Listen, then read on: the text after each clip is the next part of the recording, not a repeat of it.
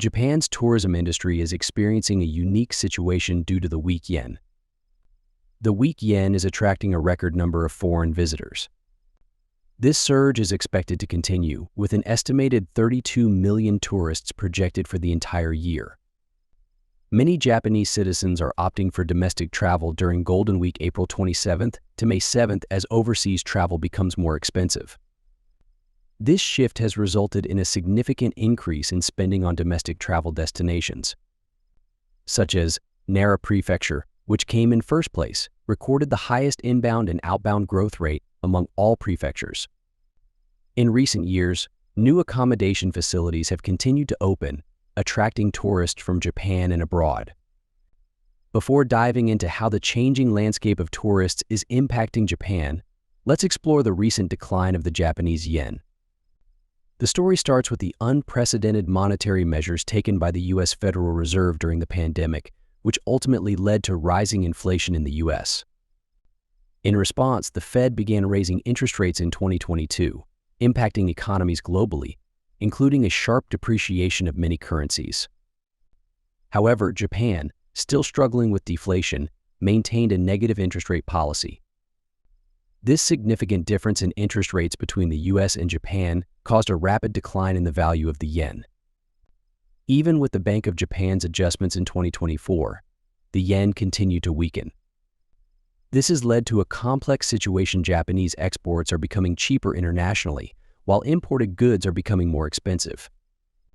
At the same time, this weak yen is making travel to Japan more affordable for foreign tourists, potentially impacting the tourism industry in interesting ways. This record influx of tourists is fantastic news for the industry, but it's causing a surprising shift domestically. The weak yen makes Japan more affordable for visitors from other countries. Because of this, some shops are starting to offer dual pricing.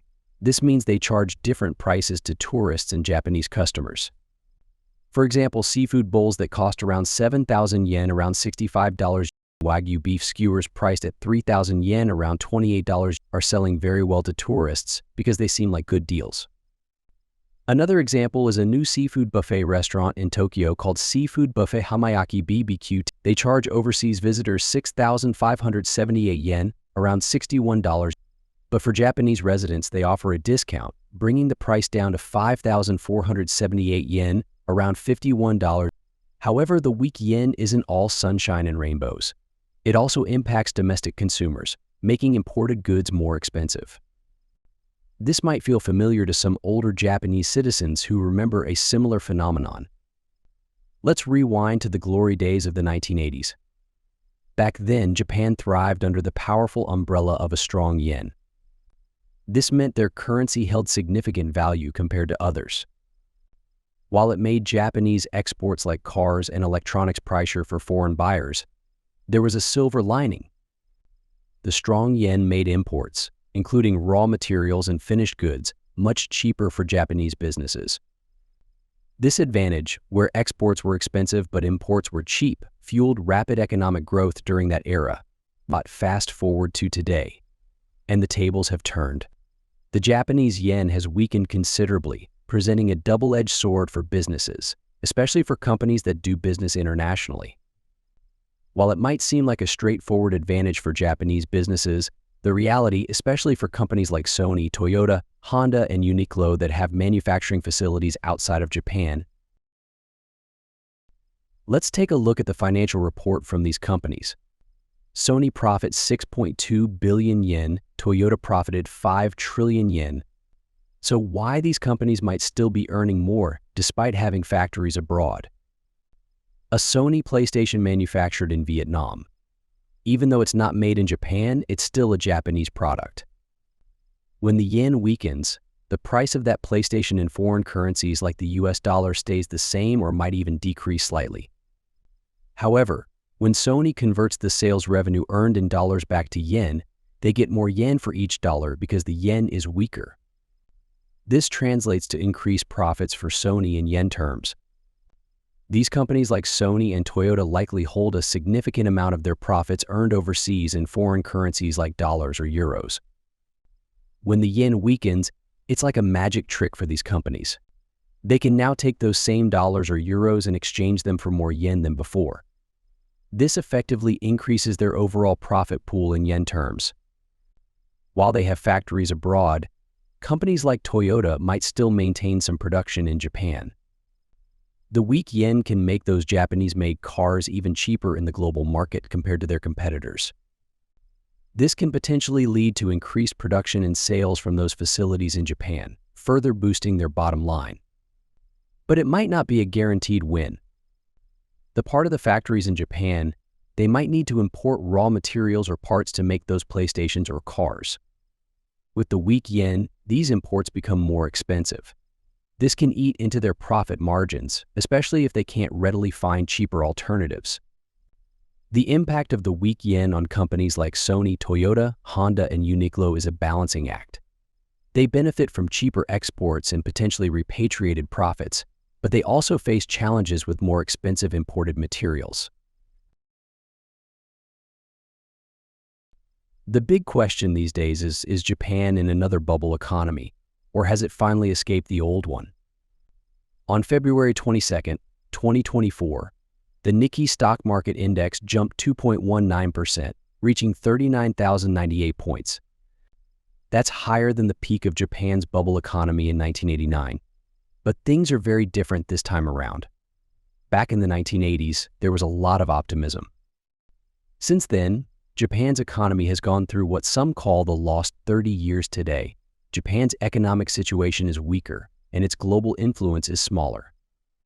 Even though the Japanese stock market is doing the best in the world right now, with lots of money flowing in from overseas, many Japanese people are still cautious. Years of low prices and a weak yen have made them doubt the economy's future. Can this stock market boom really last? How can Japan get people feeling confident again? In 1989, the Nikkei was at 38,915 points. Japan was riding high on a bubble economy. The 1980s were a golden age for Japan. Stock prices and real estate soared, and the economy grew by an average of 4% each year. By 1989, not only were Japanese stocks at record highs, but 15 of the world's 20 most valuable companies were Japanese. Many Japanese people were even on the list of the world's richest. Back then, there was a lot of confidence in Japan's future.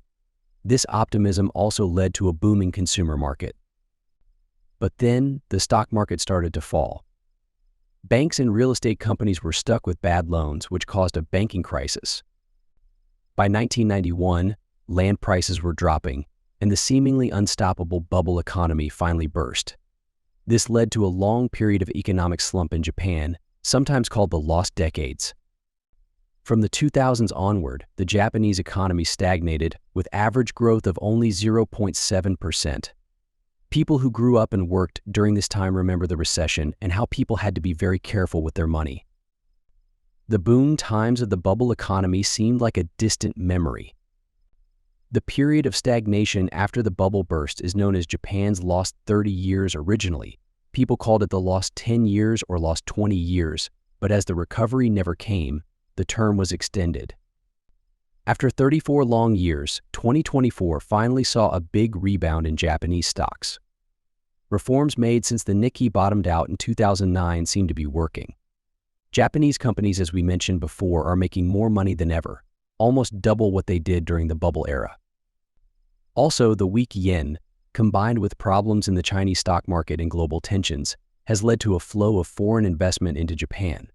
This has helped the Nikkei rise by 17.5% so far in 2024, making it the world's best performing major stock market. On February 22nd, it even broke the record set during the 1989 bubble economy, a symbol of Japan's economic struggles for over 3 decades.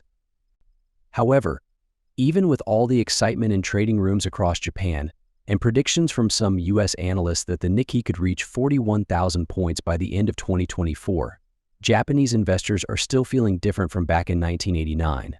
Times have changed.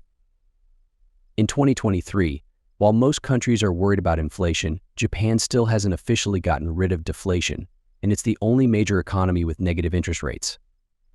Another difference is that the recent stock market rally in the U.S. was driven by chip-related stocks. For example, on February 22nd, Nvidia stock jumped 16.4% to a new high, boosting stock markets across Asia, including Taiwan. However, Japan's edge in consumer electronics and chips has fallen behind its main competitors, Taiwan and South Korea. Japan, once a leader in the chip industry, is now even looking to attract Taiwan's TSMC company to build factories in Japan. The Japanese government is willing to pay a lot of money to make this happen, hoping that TSMC will help the economy of southern Japan grow. Today, Japanese companies only make up about 6% of the global stock market. Their influence is nowhere near companies like Apple or Huawei. So is Japan experiencing a second bubble economy? The answer seems pretty clear. What's happening now is more like being pushed forward by outside forces. Well, that's a wrap.